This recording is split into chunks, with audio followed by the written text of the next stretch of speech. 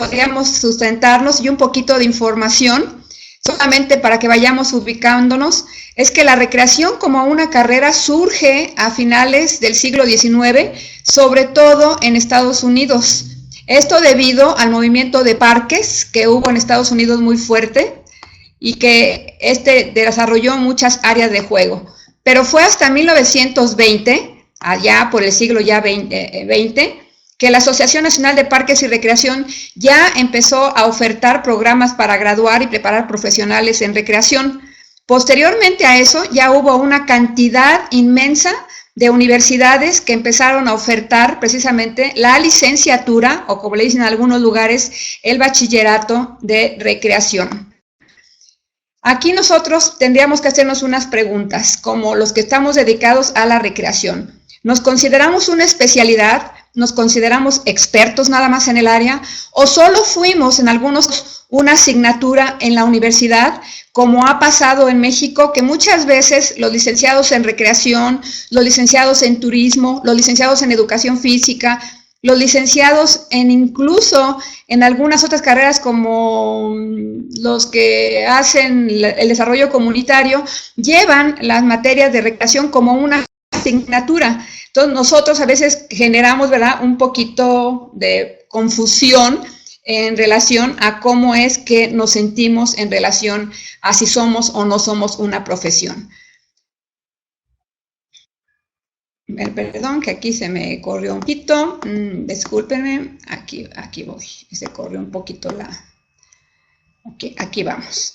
Bueno, entonces las preguntas van a tener que ser en relación a que si somos una profesión, tiene que ver con lo que somos individualmente y cómo nosotros nos comportamos en el aspecto laboral. ¿Cuál es nuestro discurso profesional? Así como los médicos o los abogados tienen un discurso profesional, nosotros también debemos de tener un discurso profesional adecuado a esta situación. Para que nosotros nos consideremos una profesión, existen varios aspectos que se tienen que tocar. Uno de ellos es el valor social y el propósito que debe de tener la recreación, por ejemplo.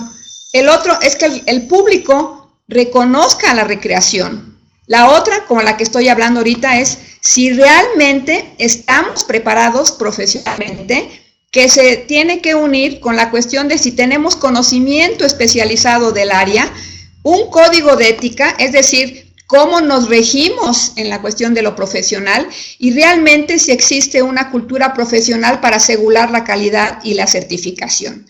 Voy a desarrollar un poco estos aspectos que he tocado en este diagrama. Vamos a empezar con los dos primeros. Los dos primeros tienen que ver con el valor social y el reconocimiento del público, pero esto sencillamente tiene que ver con que tengamos perfiles definidos. ¿Por qué? Porque si nosotros vamos a dar el conocimiento al valor social y al propósito, tenemos que reconocer los mismos profesionales, los beneficios que podemos dar de la recreación a los individuos y a la recreación y a la comunidad. Y también tener los elementos para saber cómo la recreación contribuye al desarrollo personal y a la cohesión social. Esto también debe conocerlo el experto, si ayuda a prevenir conductas destructivas y negativas en el ambiente y si también tenemos elementos suficientes para proteger el medio ambiente. Esto solamente nos lo da, obviamente, el conocimiento de nuestra propia área.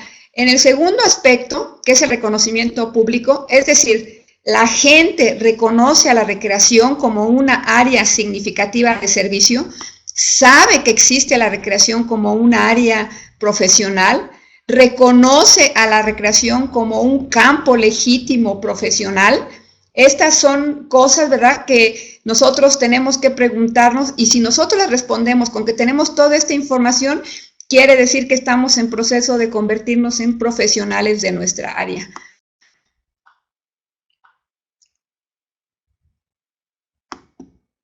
Y cuando hablamos de perfiles definidos, aquí sí que quisiera hacer una reflexión muy fuerte porque nos ha pasado en México y sé que ha pasado también en otros países. Por ejemplo, en México, los que también hacen la recreación son profesores de física, también encontramos entrenadores que hacen recreación, también encontramos a gente de turismo, de trabajo social e incluso administradores de empresas. Todos ellos, de alguna manera, consideran, ¿verdad?, que saben de recreación y ofertan servicios de recreación. Esto es parte precisamente de que si esto sigue sucediendo en nuestros países, quiere decir que no tenemos un perfil definido. Quiere decir que mucha gente desarrolla actividades de recreación sin tener el perfil definido. Incluso aquí quisiera contar una anécdota muy rápida, que cuando se abrió la carrera de recreación aquí en México, los profesores de educación física hicieron un pequeño meeting para decir que no era necesario que se abriera la carrera porque ellos daban recreación. Y definitivamente esta confusión que ha prevalecido, porque hemos sido muchos maestros de educación física quienes hemos hecho la recreación, la que ha generado también que no existan perfiles definidos en la recreación. Así como lo comentaba, hemos sido los profesores de educación física quienes por muchos años hemos hecho las funciones de recreación. También profesionales de otra área, como también son los de pedagogía, entrenadores, etcétera, han incursionado. El problema, y esto quiero reiterarlo, no es que haya otras profesiones en el área de recreación. El problema es que no se capacitan, certifican o especializan en la recreación. Y esto es precisamente lo que nos puede crear muchos problemas en el futuro, ¿sí? El criterio 3, que es muy, pero muy importante, es la preparación profesional. Esto es, ¿en qué medida tenemos la autoridad como profesión en saber cómo debe de funcionar este campo, en esta área tan especializada? Como lo comentaba, en los últimos 50 años, las universidades ya han dado mucha oferta. En México ya existen varias licenciaturas en recreación y naturalmente maestrías. Y también hay la carrera técnica de 2 años, que aquí la vemos, una carrera técnica de 2 años, un grado universitario de 4, y naturalmente ya tenemos maestría, la maestría en recreación laboral y recreación terapéutica. Pero aquí la cuestión es si nosotros realmente en nuestros países cumplimos con el sistema de lo que es la profesionalización. Para la profesionalización requerimos de 3 niveles de formación, que sería la licenciatura, la maestría y el doctorado. Estas son tres niveles de formación muy importantes para considerar que la recreación está siendo desarrollada como una profesión. Pero también, como vemos, existen otras dos áreas de profesionalización, que es la especialización y naturalmente la actualización. Estas muchas veces se dan a través de cursos para capacitarnos en otras áreas o también para actualizarnos, ¿sí? Pero todo este subsistema de profesionalización tiene que quedar muy claro que la parte más importante es la de formación. Entonces, las licenciaturas y la formación académica nos prepara, nos oferta la currícula para saber cómo podemos incorporarnos precisamente como profesionales a la sociedad. Aquí puede haber, ¿verdad?, mucha controversia en cuanto a cómo se dan las licenciaturas. Por ejemplo, sé que existen en otros países, en Colombia he escuchado que existe la licenciatura en Educación Física, Deporte y Recreación, lo que está muy bien, o licenciatura en Educación Física y Recreación. En México hemos tenido otra tendencia diferente, simplemente han sido licenciaturas en Administración de la Recreación o en Recreación, pero los niveles se están dando, o sea, tenemos la licenciatura, tenemos la maestría, nos falta el doctorado, por lo menos en México, eso es lo que nos está faltando, ¿verdad?, en este momento. Sí. La licenciatura, como les comentaba, nos capacita para una profesión en la sociedad, pero el posgrado, y acabamos de escuchar la conferencia pasada, es importante porque esta función del posgrado precisamente es formar investigadores y especialistas en campo para aumentar el grado de conocimiento o mejorar el conocimiento que ya existe en el área, ¿sí? En este sentido, si la función no cumple, o sea, el posgrado no cumple la función de generar investigación y nos dedicamos también nada más a hacer servicios de recreación, entonces algo está mal. La maestría y el doctorado en ese sentido se convierten en una simple actualización, pero en el peor de los casos, que nos ha pasado en algunos países, pues se repiten los contenidos del pregrado. Si ya vieron, por ejemplo, algunas materias en la licenciatura, pues las vuelven a ver en el posgrado, lo cual pues no ayuda en absoluto, naturalmente, a la formación de recursos humanos en el área de recreación. El posgrado, por lo tanto, ratifico, debe de formar científicos cuya función es generar nuevos conocimientos. Y conocimientos que son importantes precisamente para la cuestión de la recreación. Algunos problemas que hemos enfrentado para la cuestión cuando han surgido las maestrías, y creo que en el caso muy específico de México ha sido cierto, se ha generado como autoconsumo para las licenciaturas de educación física y deporte. ¿Qué quiere decir? Bueno, estaban los licenciados en educación física, pero no había oferta de posgrado. Entonces se abre el posgrado en recreación y son muchos maestros de educación física los que han cursado la maestría en recreación, así también mucha gente de ciencia del deporte o entrenamiento deportivo que también existen en licenciaturas y que necesitan posgrados para seguir avanzando. Entonces, no tenemos licenciados en recreación, pero tenemos muchos maestros que quieren estudiar, o licenciados en educación física y en deporte, la maestría. Pero también, y esto es muy importante porque esto ha sido un problema en la generación de los posgrados en América Latina y es el caso de México, no hay suficientes cuerpos académicos idóneos. ¿Qué quiere decir? Si alguien da maestría, pues por lo menos tiene que tener maestría y que debe de existir cierto número de maestros, ¿verdad?, con maestría en el área. Por lo tanto, ¿verdad?, cuando existen maestros que no son del área de la recreación y dan maestría en recreación, pues no producen realmente un conocimiento especializado y naturalmente no promueven el interés por producir nuevas investigaciones o nuevos campos de conocimiento científico. Esto ha sido lo que nos ha ido dejando más o menos la formación, pero también enfrentamos un problema muy serio, que es el cuerpo especializado del conocimiento. Y aquí quisiera referirme a la epistemología y a la doxa. Entendiendo por epistemología, naturalmente, al origen del conocimiento, y a doxa con el conocimiento común y simple que podemos tener, que también en México le decimos rollo, ¿verdad?, o que solamente elaboramos sin tener las bases científicas que se requiere para tener un conocimiento científico.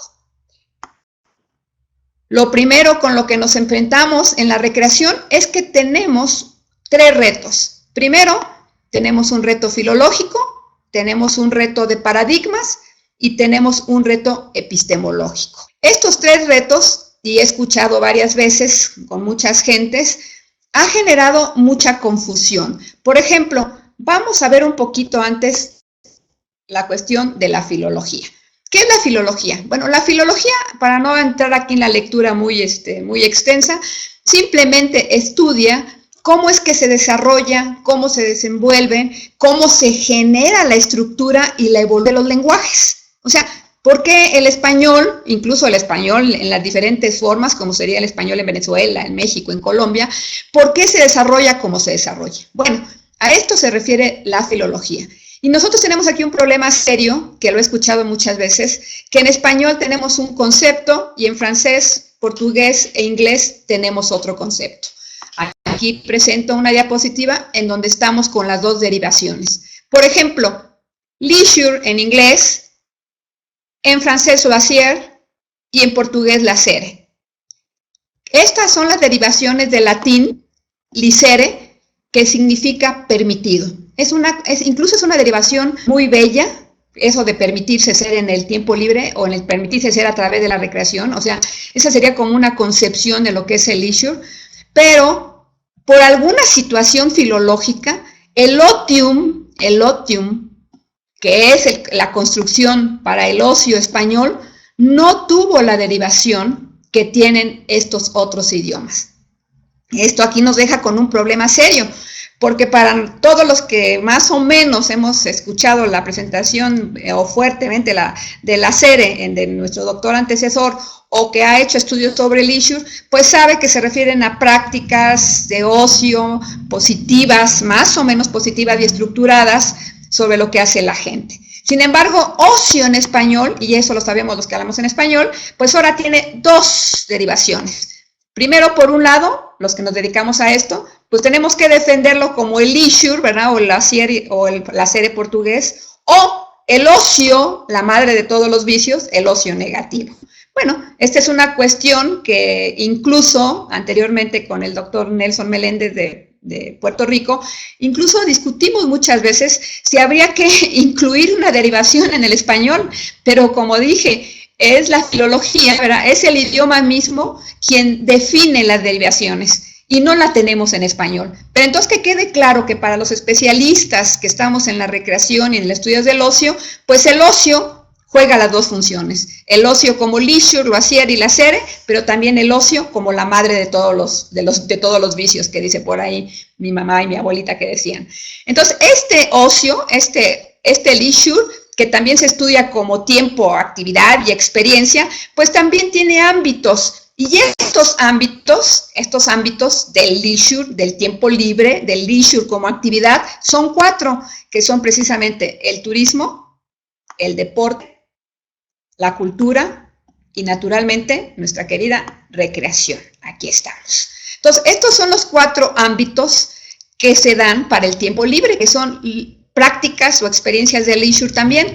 Nosotros, nuestro ámbito, ¿verdad? Naturalmente se refiere a la recreación. Ese es uno de los problemas que tenemos que enfrentar y que tenemos que tener muy consciente y claro lo que nos dedicamos. No nos genere estrés que el ocio, ¿verdad?, que se diga leisure en inglés o loisier en francés, en portugués, pues también tiene esta construcción que tenemos que vincularla con el ocio.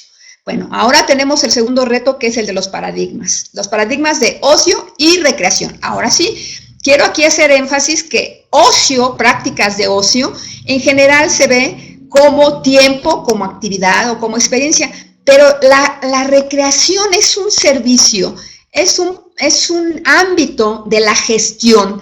Por eso aquí pongo que son paradigmas de la gestión, 2 ámbitos, que es la administración de la recreación y la educación para el tiempo libre. Sin embargo, para el paradigma sobre el desarrollo teórico, bueno, tenemos muchas otras áreas que pueden ser la posición interdisciplinaria y multidisciplinaria. En este caso, como estamos viendo, ¿verdad? Ay Dios, creo que ya me volví a pasar, no veo dónde está. A ver, aquí está. Nada más quería hacer este énfasis de que la recreación, y eso a veces nos ha generado un poco de discusiones, es una derivación modelo administrativo americano. O sea, esto no podemos negarlo, aunque naturalmente en América Latina ya hemos ido tomando nuestro propio modelo y nuestra propia perspectiva. Sin embargo, el origen es un modelo naturalmente americano que entra a México, por lo menos entró a finales del siglo XIX y a principios del siglo XX, y que genera la primera carrera de recreación. Aquí seguimos con el otro paradigma multidisciplinario, que no es una cuestión objeto de esta presentación, pero que es importante que todo el ocio tiene también todas las ciencias aplicadas, psicología del ocio, sociología del ocio, economía del ocio, etcétera. Y por otro lado, tenemos también la influencia europea. La influencia europea, que ha tenido mucha influencia en América Latina, con un modelo pedagógico, social, tradicional, traducido en toda esta esfera que se llama educación para el tiempo libre y la animación sociocultural y la pedagogía del ocio. Este otro ámbito también se ha ido desarrollando fuertemente. Existe incluso también desarrollo profesional en lo que se refiere a la animación sociocultural. En México tenemos también licenciatura en animación sociocultural, no en una, en varias universidades, pero la más distinguida, que es la Universidad de Guadalajara, tiene muchos años dando la animación sociocultural. Y esta área ha tenido también su desarrollo, que no es objeto de presentación en esta plática, pero que valdría la pena que en algún momento nos sentáramos a hacer la diferencia entre recreación, educación y animación para el tiempo libre, porque todas tienen su propio campo profesional, su propia derivaciones del conocimiento y naturalmente su propio campo profesional, ¿sí? También Otra que no ha sido estudiada en México, o no sé si en América Latina en general, son los modelos de edutainment, que es un modelo muy americano, también derivado de esta cuestión pedagógica, que es una combinación entre education and entertainment. Pero realmente en América Latina lo que hemos tenido es la recreación y la animación, que han sido modelos de gestión para el tiempo libre. Entonces tenemos estos dos. Bueno, el tercer reto, y muy importante, es tener una epistemología propia. ¿Y qué es epistemología? Bueno, es tener, ¿verdad?, orígenes de nuestras propias ideas, de nuestra propia estructura, de nuestra propia validez del conocimiento, y que nosotros tendremos que desarrollar. Desde esta perspectiva, existen tres paradigmas epistemológicos que todos conocemos, que sería el positivista, el fenomenológico y el crítico. Es muy importante aquí comentar que ha sido el paradigma empírico el que más ha prevalecido en los estudios y en la forma incluso de hacer la gestión. También es cierto que en América del Sur ha habido mucha influencia sobre el paradigma crítico y que las investigaciones que en alguna incluso he participado siempre han buscado el análisis crítico, lo cual me parece muy enriquecedor porque no podemos tener solamente una visión de un paradigma epistemológico, sino es importante que tengamos las visiones complementarias de los tres paradigmas, como en este caso el empírico, el fenomenológico y el crítico. Desde esa perspectiva, como lo comentaba, ha sido el paradigma cuantitativo, quizá también por la influencia de las ciencias exactas, es el paradigma que más se ha utilizado en la cuestión de las investigaciones que se han hecho. Tenemos investigaciones muy serias hechas en México por organismos fuertes, en los cuales se manejan solamente los datos duros. Sin embargo, también hay que decirlo, y esto quiero plantearlo de relevo, porque muchas veces los que estudiamos en el extranjero, lo que hacemos es importar o maquilar los estudios o las teorías de nuestros tutores. Esto no debe de espantarnos, lo que sí debe de hacernos es tener mucha precaución en que aunque estudiemos en Estados Unidos, o estudiemos en España, o estudiemos en Rusia, esos conocimientos no podemos importarlos y simplemente aplicarlos. Tenemos que adecuarlos a nuestra realidad, tenemos que estudiarlos. Y naturalmente existe, en ese sentido de desarrollar epistemología propia, pues la falta de interés de egresados de posgrado de hacer investigación. Esta es una cuestión muy seria, así que debemos de ver. Sigo con la cuestión de la ética profesional. La ética profesional se refiere a los derechos y las obligaciones que tenemos como profesionistas, como profesionales. Son las responsabilidades públicas, que incluye los principios generales que se aplican a la recreación y sus organizaciones y que aseguran los servicios que se ofrecen al público y que deben de ser provistos con responsabilidad, con calidad. Yo creo que nadie duda que un médico o un abogado debe de tener un alto código de ética, pues de la misma manera en la recreación estamos obligados a establecer códigos de ética altamente responsables para nuestros servicios, para nuestros congéneres, para nuestros otros profesionales. El código de ético rige las relaciones entre profesionistas y clientela. Realiza y analiza los principios de la moral social e individual e incluye la capacidad intelectual que tenemos los profesionistas a que nos dedicamos a la recreación. Esto, ¿verdad?, es un aspecto que nos lleva a la profesionalización porque el tener un buen código de ética tiene que ver con el reconocimiento de la sociedad civil y naturalmente con el desarrollo de llevar a cabo nuestros basados en una ética profesional. Es decir, nuestros servicios cuando los damos están regidos con principios altamente éticos o no. Y esto debe de estar siempre presente en nosotros. Entonces, los niveles de competencia, es decir, ¿qué hacemos en el trabajo? ¿Cómo lo hacemos? Si es socialmente y naturalmente si somos reflexivos para llevar a cabo nuestra acción. Entonces, para que exista esto, para que exista esta cuestión de ética, necesita haber organismos, ¿verdad?, una cultura profesional para asegurar la calidad de la certificación. Aquí, ¿verdad?, las organizaciones profesionales deben de ser fuertes, que compartamos valores y traducciones, con una función estricta de regular y establecer estándares para el desarrollo profesional en la recreación y promover la legislación avance de la recreación en nuestros países. Las características de las sociedades más modernas dicen que los organismos profesionales deben de tener programas de información pública para que la gente sepa qué es la recreación y cómo apoyarla, apoyar conferencias, publicaciones y servicios de recreación para poder mejorar la práctica y presionar para tener altos estándares de entrenamiento, acreditación y certificación. La recreación requiere de programas de certificación que se desarrollen para incrementar el profesionalismo y establecer estándares que se certifiquen. Si recuerdan un poquito la gráfica que tenía anteriormente sobre los niveles de formación, también existen niveles de sesión y niveles de capacitación, pero estos deben de tener los estándares mínimos para poder ser certificados. Certificados en áreas, por ejemplo, en campamentos al aire libre, o en nuestro caso pues, se está desarrollando mucho la cuestión de la recreación terapéutica, que son calificaciones y cualificaciones, ¿verdad? Muy estrictas que no se presentaban en la licenciatura y en la maestría, y que están surgiendo por la necesidad precisamente de la sociedad, pero que requieren que alguien certifique precisamente estas nuevas habilidades, aptitudes, conocimientos. Por lo tanto, nosotros ya vimos en este momento, acabamos de ver a nuestro vicepresidente de la ULO, antes Organización Mundial de Ocio y Recreación, también está el ICHPER, también está el National Parks and Recreation, pero realmente nuestra participación siempre, por ejemplo, en la URLA, que antes teníamos a la TIR, que había dirigido por mucho tiempo el doctor Nelson Meléndez, y que desgraciadamente cayó un poco en el olvido, pues hay poca participación a nivel de los movimientos internacionales. Por lo que, ¿verdad? Yo quisiera hacer algunas consideraciones finales.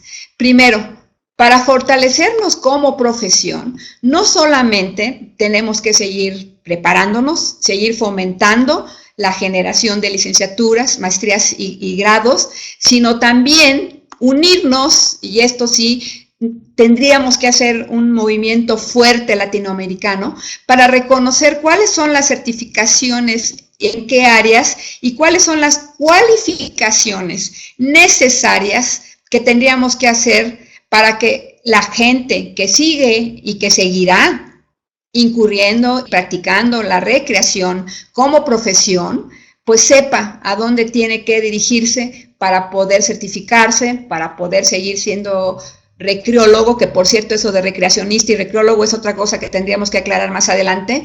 Recreacionista es como el vacacionista, es el que hace la recreación, y recreólogo es el que estudia la recreación. Pero bueno, eso sería objeto de otras presentaciones. Así, de la misma manera, tendríamos que seguir fomentando, ¿verdad?, los cursos de formación y certificación.